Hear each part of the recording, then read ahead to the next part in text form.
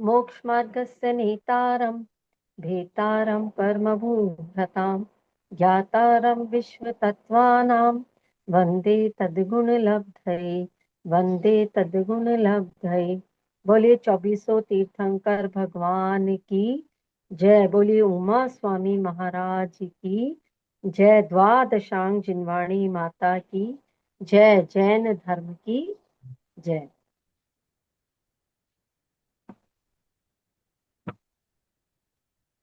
हम अभी अजीव द्रव्य का वर्णन पढ़ रहे हैं, अजीव द्रव्य के बारे में समझ रहे हैं। और कल हमने ये जो 5वां अध्याय है ये अजीव द्रव्य से रिलेटेड है, और इसमें जो 5वें अध्याय के सबसे इंपॉर्टेंट सूत्र थे कल हमने उनका अध्ययन किया। तो कल जिन सूत्रों को पढ़ा था एक बार शॉर्ट में उनका रिवीजन, और फिर आगे नए सूत्रों से पढ़ते हैं। कल हमने कहां से किया था? 30वें सूत्र से। कल द्रव्य का लक्षण क्या होता है, तो हमने बोला था कि सत जो है वो द्रव्य का लक्षण है। सत मतलब होना या एग्जिस्टेंस, अस्तित्वपना, वो द्रव्य का लक्षण है। तो फिर बोला कि सत्य किसे कहते हैं, तो सत के लिए बताया था उत्पाद व्यय ध्रुव्य युक्तम सत, जिसमें उत्पाद हो, व्यय हो और ध्रुवता बनी हो, है ना, जो मतलब कि अविनश्वर हो, तो उसको हम द्रव्य कहते हैं या उसको हम सत्य कहते हैं। ठीक है। और उत्पाद का मतलब होता है नयापन आ जाना उसमें। ठीक है। किसी चीज में उत्पाद का मतलब नयापन आ जाना।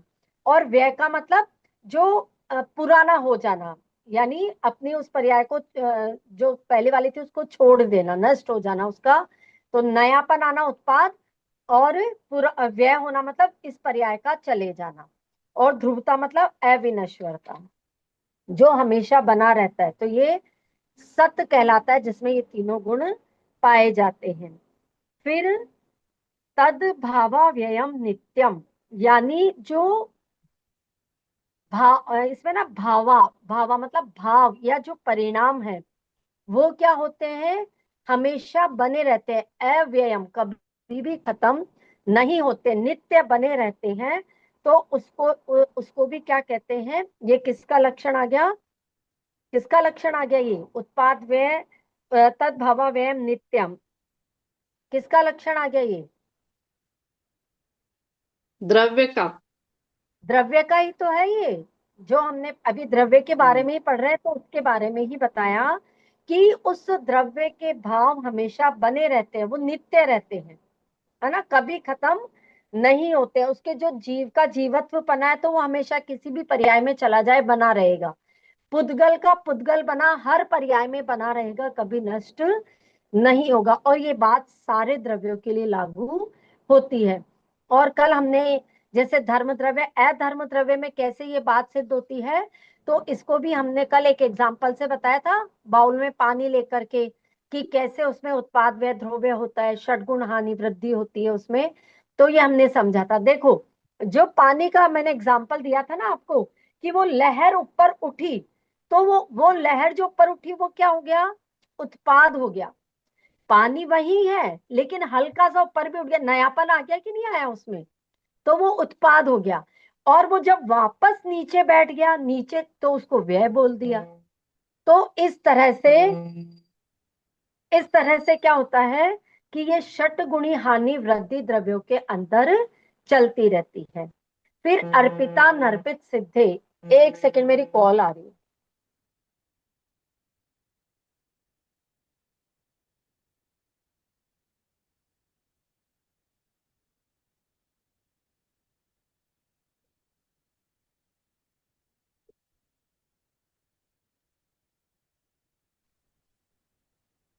हाँ, अर्पिता नर्पित सिद्धे, ये भी पढ़ा था हमने कल, कि जैन धर्म में ये बताया है कि यदि मतलब एक ही बात है, उसको हर जो वक्ता है वो अपनी अपनी दृष्टि से अलग अलग तरह से कह सकता है, और किसी एक की ही बात सही है ऐसा नहीं है। हर वक्ता की बात सही हो सकती है इस सिद्धांत के आधार पे। कौन सा? अर्पिता नर्पित सिद्धेः। यानी किसी वक्ता के हिसाब से कोई बात प्रमुख है, किसी वक्ता के हिसाब से कोई बात प्रमुख है, और कोई किसी चीज को गौण कर रहा है, कोई किसी चीज को गौण कर रहा है। लेकिन अगर हम हमारी एक ही बात को लेकर के उस पर अड़े रहें तो फिर झगड़े का कारण बन जाता है। तो झगड़ा मिटाने के लिए हमेशा कोई दूसरा अपनी बात कहे ना तो उसको तसल्ली से सुनना, उस बात को संतोष पूर्वक सुनना, और ऐसा नहीं सोचना कि बस जो मैंने कह दिया वही 100% है। नहीं, अगले की बात में किसी अंश को लेकर के वो बात सिद्ध सही हो सकती है, क्योंकि वो किसी दूसरे पॉइंट ऑफ व्यू से अपनी बात रख रहा है। इसलिए अनेकांतवाद का सिद्धांत कहो या ये वाला सिद्धांत कहो, एक ही बात है। तो ये ये जो है हमारा प्राण है इस सूत्र का। अभी आपने देखा होगा मंदिरों में भी कितने झगड़े हो जाते हैं एक छोटी छोटी सी बातों को लेकर के, है ना। बड़े बड़े पदाधिकारी मतलब छोटी छोटी सी बातों पर आकर के अड़ जाएंगे, झगड़े हो जाएंगे, विवाद हो जाएगा, डिस्प्यूट होकर के, और सब अलग अलग। इसलिए इस बात को अगर ध्यान रख ले कि नहीं सभी ठीक है, फिर उसका क्या सॉल्यूशन निकलता वो निकाल ले, तो झगड़ा होएगा ही नहीं। चलिए आगे अब हम शुरू कर रहे हैं आज। नई चीज आ रही है अब इसमें। यहां तक तो हमने समझ लिया। अब हमने बोला ना कि जैसे बंद होता है, कर्मों का भी बंद होता, तो वो बंद होता कैसे? जैसे पहले पुद्गल के परमाणु का भी मैंने आपको बोला था कि दो या दो से पुद्गल के परमाणु जब ज्यादा मिल जाते हैं तो वो आपस में स्कंद बना लेते हैं, है ना, बताया था ना। तो स्कंद बनता कैसे, वो प्रोसेस आज हम यहाँ पर सीखेंगे। सेम साइंस वाली ही बातें हैं यहाँ पर। जिसको साइंस पढ़ी होगी किसी ने, उनके बच्चों से पूछना। ऐसे ही मतलब हमारे आचार्य ये सूत्र बहुत पहले लिख करके चले गए, सिर्फ उनका लिखने का तरीका अलग है, और अभी के साइंटिस्ट का लिखने का तरीका अलग है। बाकी बातें सारी सेम है, ये देख लो आप।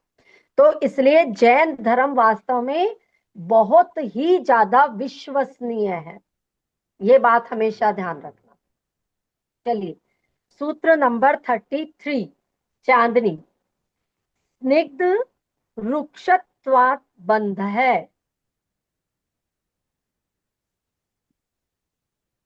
33 हाँ, नंबर का सूत्र। 33 में तो स्निग्ध, क्या अर्पिता वाला? नहीं इसके आगे वाला। अर्पिता स्निग्ध, नर्पिता से निध रुक्षत्वाद, बोलो। रुक्षत्वाद रुक्षत्वाद बंध है। रुक्षत्वाद बंध बंध है। है। नित्य हाँ पढ़ेंगे क्या शुरू में? अच्छा, है। नित्य हाँ रुक्षत्वाद बंध है। शुरू में हाँ, नित्य पढ़ना है क्या? नहीं नहीं, नित्य कहाँ है अच्छा, इसमें। नित्य। स्निग्ध तभी तो नित्य का रुक्षत्वाद है, बंध है। नित्य निग्ध स्निग्ध। रुक्षत्वाद बंध है। हम्म। हाँ, अब देखो नया शब्द आया है और चीज भी नहीं है कि वो बंध कैसे होता है, कि पुद्गल के परमाणु आपस में आखिर जुड़ कैसे जाते हैं, है ना। सोचने वाली बात है ना कि वो आपस में कैसे जुड़ जाते हैं। तो देखो दो शब्द आए हैं, एक आया है स्निग्ध।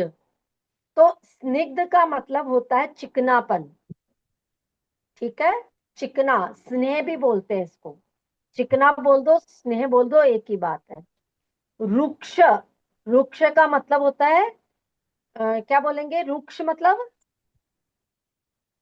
चिकने का अपोजिट। रूखा रूखा। रूखा, रूखा। हाँ रूखा। स्निग्ध रुक्ष का मतलब रूखा। और स्वाद बंध है, उनका आपस में बंध होता है। यानी क्या क्या गुण होंगे जब पुद्गल के परमाणुओं का आपस में बंध होगा? अगर उनमें क्या क्या है, चिकनापन है, और रुक्ष का मतलब रूखापन है, तो उनका आपस में बंध होता है। अब स्निग्ध क्या, तो ये मैंने आपको बताया।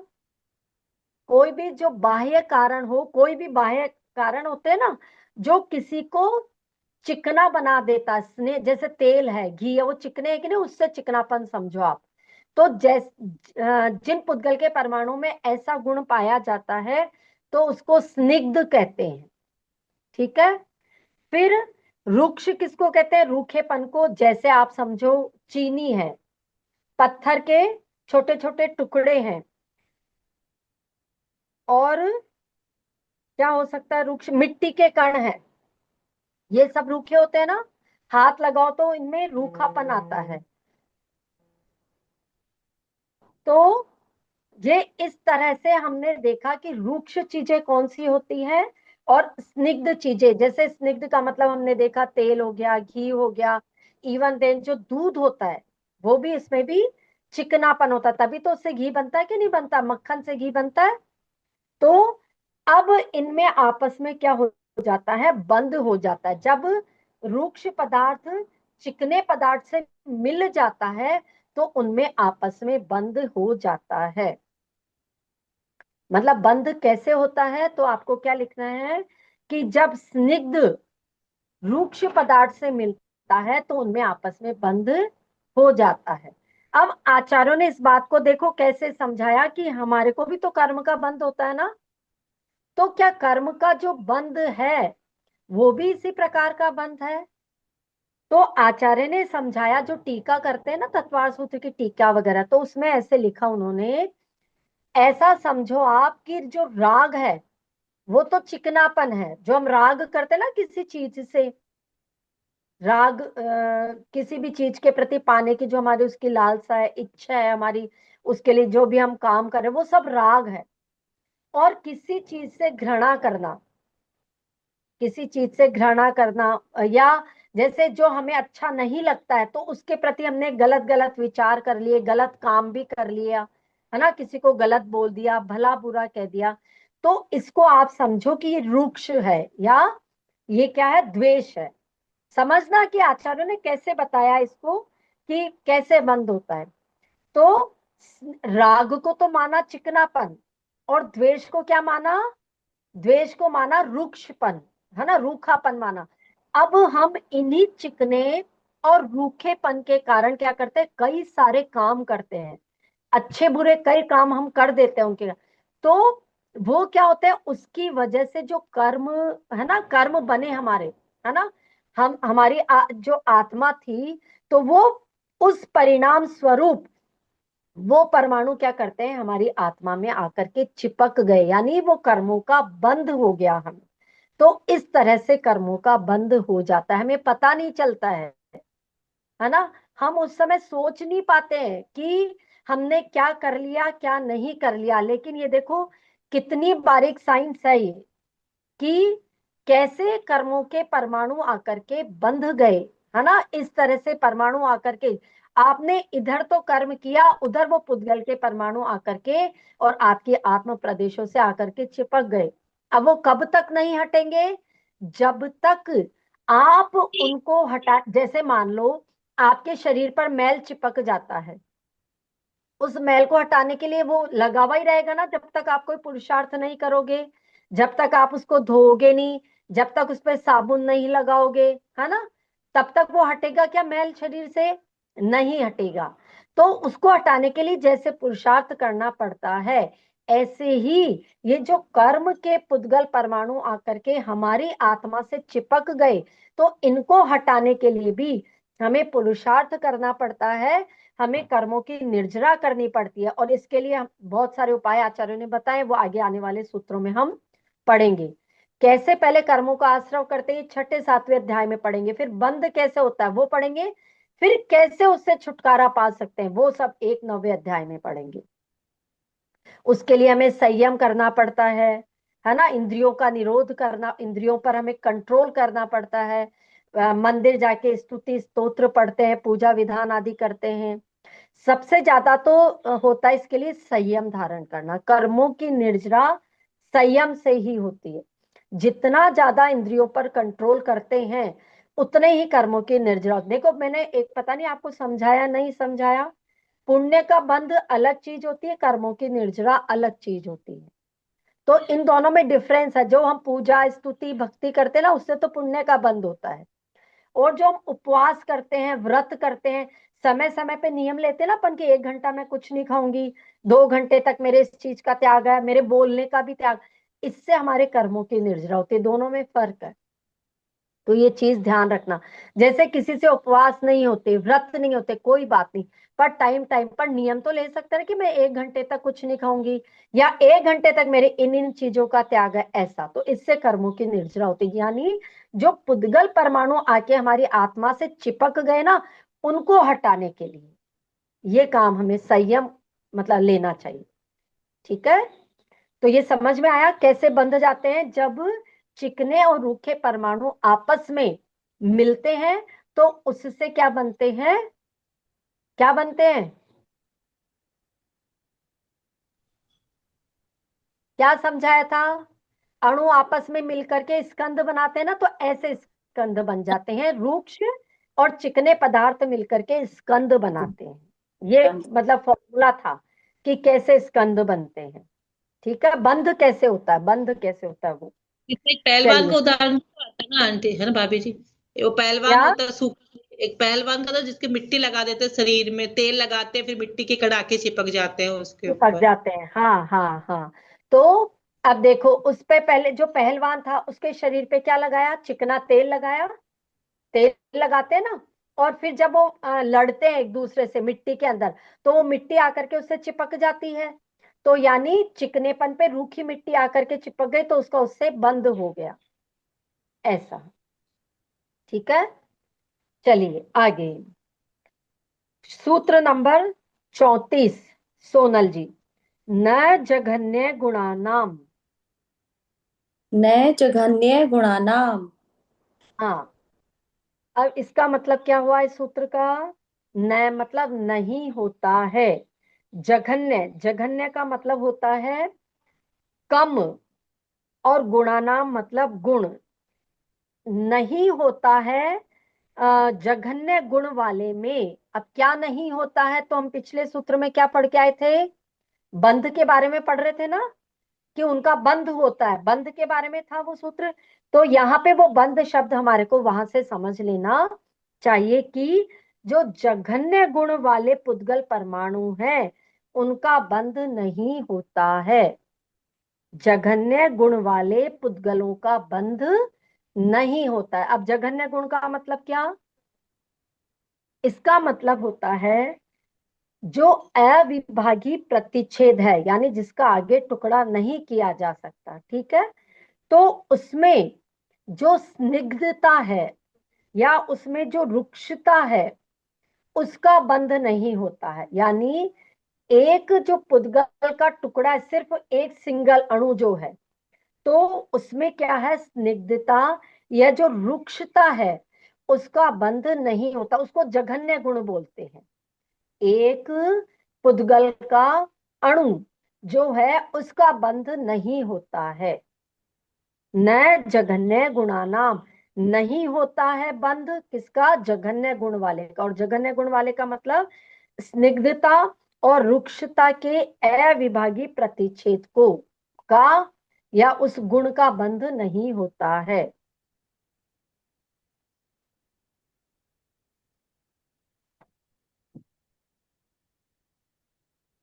अब जैसे देखो, जो एक गुण वाला स्निग्ध परमाणु है ना, अगर एक गुण वाला, सिर्फ उसमें चिकनापन ही गुण है खाली, तो उसका अन्य दो तीन चार या कितने भी जो स्निग्ध परमाणु वाले गुण है उसके साथ उसका बंध नहीं होगा। जिसमें सिर्फ क्या है? एक ही गुण है स्निग्धता का। या फिर जिसमें एक रूक्षता का गुण है, तो वो भी आगे दो तीन चार वाले रूक्ष परमाणुओं से उसका बंध नहीं हो सकता। ये फॉर्मूला दिया है यहाँ पे।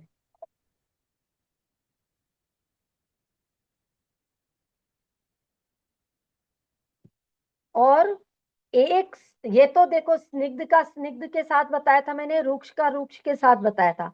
अब स्निग्ध का रुक्ष के साथ भी बंध नहीं होगा। यानी जिसमें केवल एक मात्र स्निग्धता का गुण है, और कोई ऐसे परमाणु हैं दो तीन चार पांच जिनमें रुक्ष का गुण है, तो भी उनका बंध नहीं होगा। या एक परमाणु रुक्ष का है खाली, तो वो आगे दो तीन चार वाले जो स्निग्ध है उनके साथ भी उसका बंध नहीं होगा। तो कहने का मतलब क्या हुआ शॉर्ट में?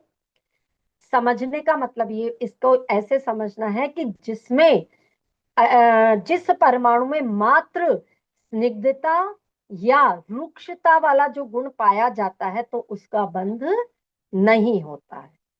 आ गया समझ में? इसका उदाहरण है क्या, कोई उदाहरण इससे समझो? नहीं, इसका उदाहरण नहीं है। अच्छा ठीक। अभी अभी जो आगे आएगा ना सूत्र, उससे समझाती हूँ। वो उससे समझा सकते हैं अपन, है ना, क्योंकि आगे वाला भी कैसे फिर किसमें बंद होता है तो उससे समझाती हूँ मैं आपको।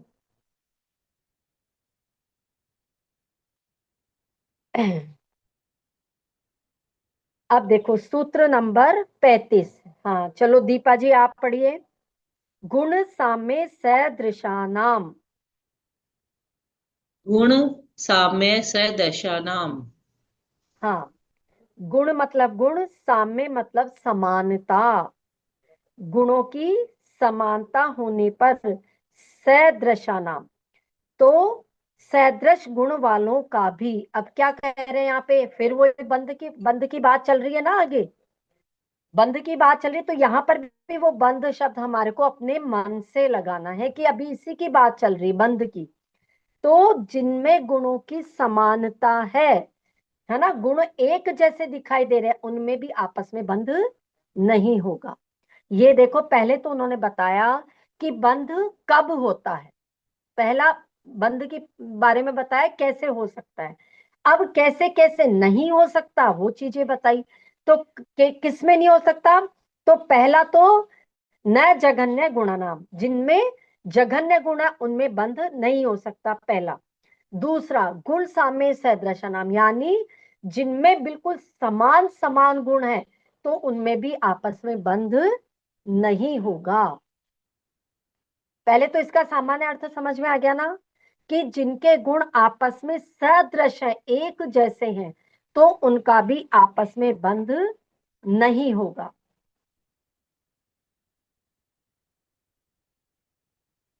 जैसे यहाँ पे शब्द आया ना गुण साम्य, यानी तो गुण साम्य को जो इसमें मतलब एक शब्द और दिया, उसको शक्त्यंश भी कहते हैं, लिख लो।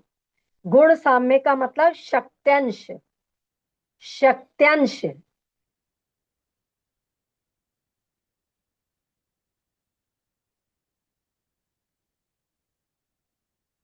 हम्म। अब इस सूत्र को कैसे समझेंगे हम?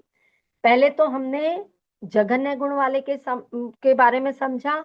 अब मान लो किसी में एक तो नहीं, लेकिन मान लो दो गुण हो किसी में, ठीक है, और दो ही गुण वाला कोई दूसरा पुद्गल परमाणु हो, तो क्या उनमें आपस में बंध हो जाएगा?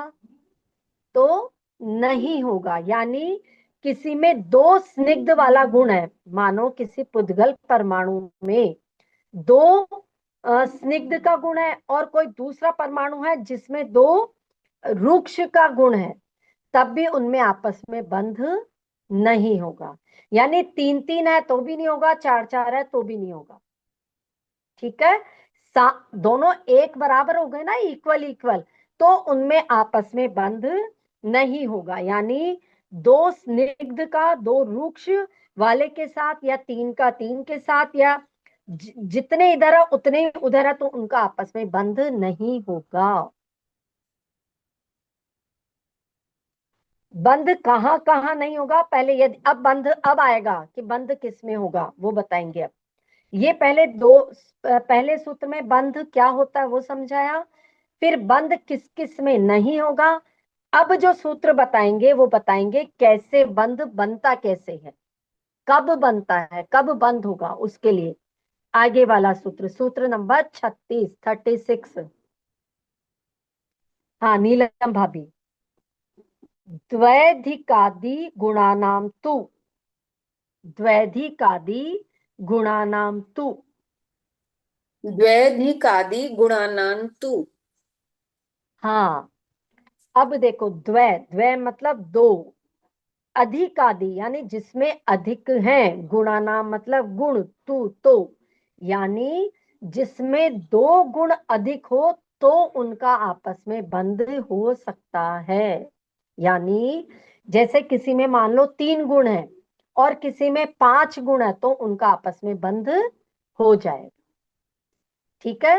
किसी में 2 गुण है तो उसका 4 वाले से बंध हो जाएगा। यानी अपने से किसी में 2 गुण ज्यादा है तो ही आपस में बंध होगा, नहीं तो नहीं होगा। ये कंडीशन है यहाँ पर। स्कंद बनने के लिए क्या कंडीशन बताई है? ये बंध तभी होगा जब किसी में अपने से ज्यादा 2 गुण अधिक होंगे।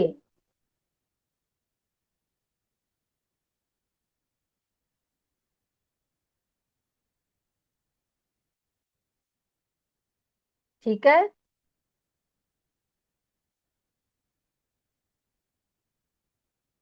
अब ये समझो यहाँ पर, जैसे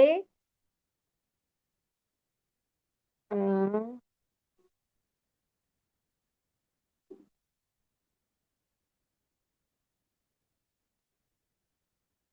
यानी किसी एक सेकेंड, इसमें दे रखा है 2 स्निग्ध शक्तांश वाले परमाणु। ठीक है।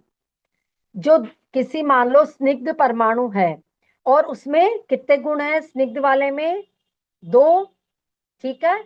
और कोई जो दूसरा परमाणु उसमें 4 गुण है तो उनका आपस में बंध हो जाएगा, यानी 2 ज्यादा चाहिए ना। और इसी प्रकार वृक्ष में भी किसी में 2 वृक्ष के गुण है और किसी में 4 है तो उनका भी आपस में बंध हो जाएगा।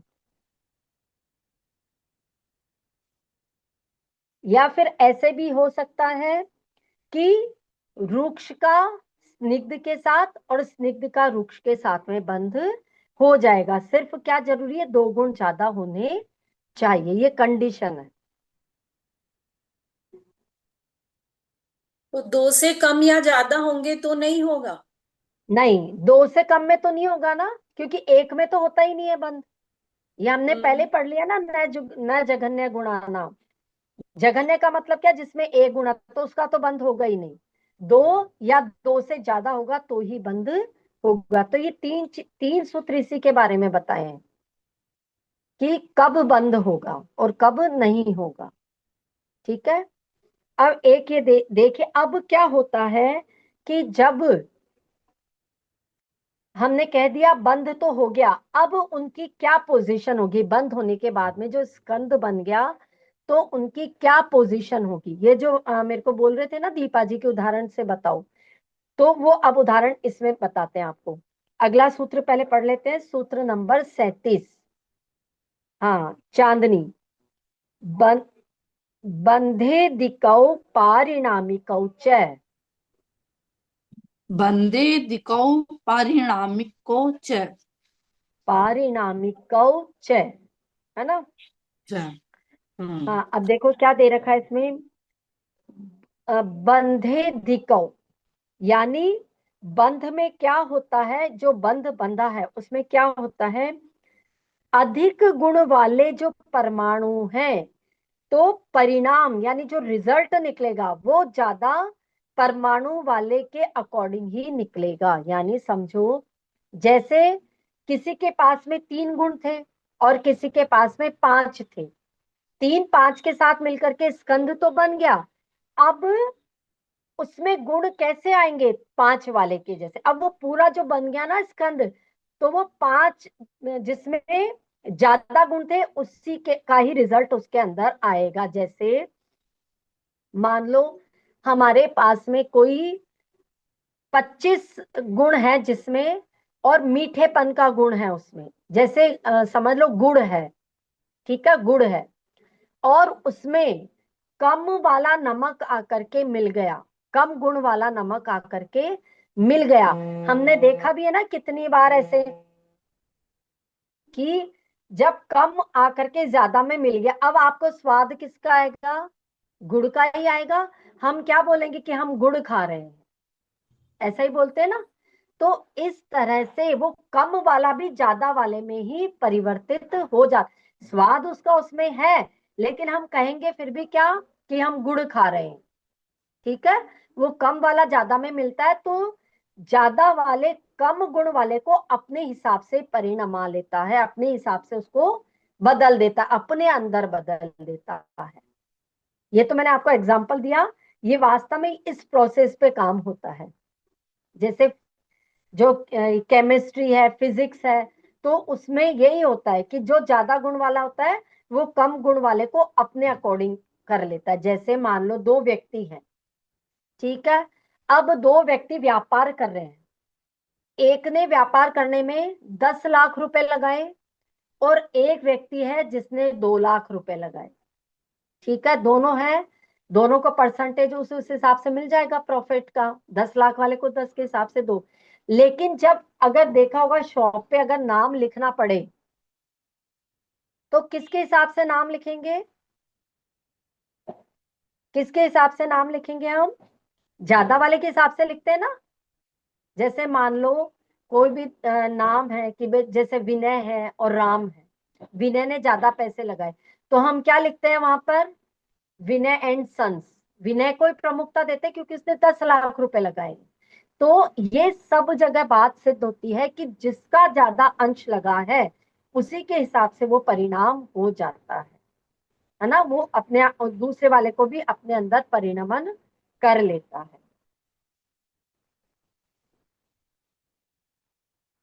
आ गया ये समझ में। अब यहां तक बंध का जो था ना, बंध वाला टॉपिक वो यहाँ कंप्लीट हो गया। बंध हमने समझ लिया कि बंध कैसे होता है, रूक्ष और चिकने पदार्थों के मिलने पर बंध हो जाता है। लेकिन जिनमें जघन्य गुण है, केवल मात्र एक स्निग्धता का या एक रूक्ष का गुण है तो उनका बंध नहीं होगा। अगर वो आपस में समान समान गुण भी है उनमें तो भी बंध नहीं होगा। तो बंध कब होगा, जब दो गुण ज्यादा होंगे उनमें तो आपस में बंध होगा। और बंद होने के बाद में उस स्कंद की या उस पुद्गल परमाणु की क्या पोजीशन होगी, जिसके ज्यादा गुण थे वो कम वाले को अपने हिसाब से बना ले। ठीक है, चलिए एक सूत्र और कर लेते हैं 38। ये मैं पढ़ा भी चुकी हूँ ये वाला, गुण पर्ययवद द्रव्यम, पहले पढ़ाया था ना जब रिवीजन कराया था तब। गुण पर्ययवद द्रव्यम यानी जिसमें क्या हो, गुण हो, पर्याय मतलब पर्याय हो, वद मतलब वाला, द्रव्य मतलब द्रव्य है। यानी द्रव्य की डेफिनेशन दी है यहाँ पे। हम इतना पढ़ के आ चुके हैं ना सब कुछ, हर एक के बारे में अलग अलग अलग। अब उन्होंने द्रव्य की एक और डेफिनेशन क्या दे दी यहाँ पर, जिसमें गुण और पर्याय पाई जाती है उसको हम द्रव्य कहते हैं। यानी जिसमें क्वालिटी है और फॉर्म्स है, अपने अपने रूप में है ना, फॉर्म्स में, तो उसको हम द्रव्य कहते हैं। द्रव्य की डेफिनेशन बताई है, जिसमें गुण यानी क्वालिटी है और पर्याय मतलब फॉर्म्स, अपने अपने रूप में जो है, तो उसको हम क्या कहते हैं, द्रव्य कहते हैं।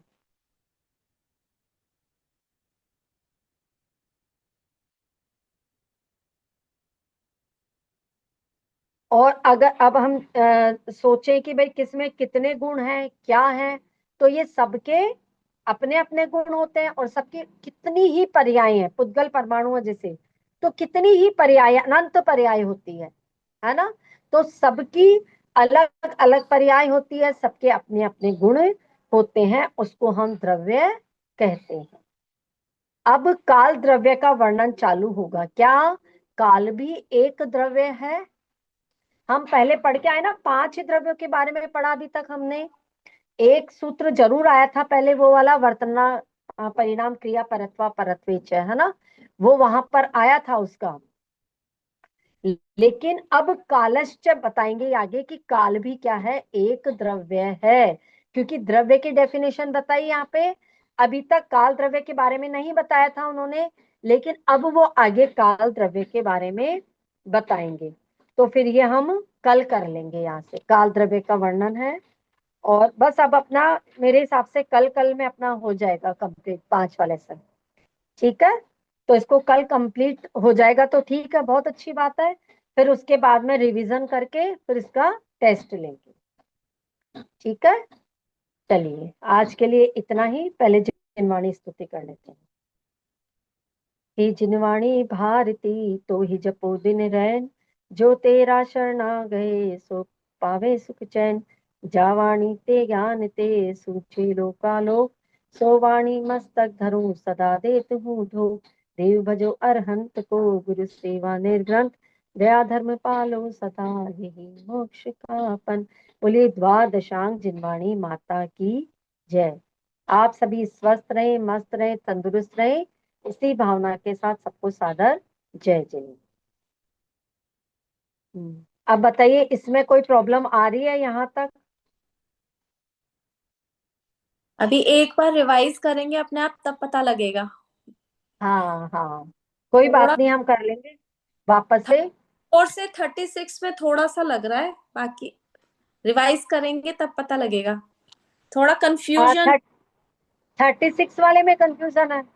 34 से 36, 34, 35, 36 आपस में है ना, मिक्स हो रहे हैं। एक बार अच्छा, रिवाइज करूंगी कोई तो बात पता। नहीं, कल वापस से इसका एक बार वापस कल रिवीजन करेंगे ही हम, है ना। फिर उसके हाँ बाद में नए सूत्र लेंगे हम। कल 39वें सूत्र से लेंगे और सूत्र 42 है, तो कल हाँ अपना कंप्लीट हो जाएगा। तो पहले रिवाइज करके फिर ये वाले सूत्र कंप्लीट कर लेंगे, है ना। फिर वापस से एक बार, वैसे तो 15 तक तो अपन कर चुके हैं एक बार रिवीजन। एक दिन करा, वो मैंने सूत्र बोल के अलग से नहीं कराया था रिवीजन, हाँ पर मैंने समरी बना करके एक बार आपको सारा करा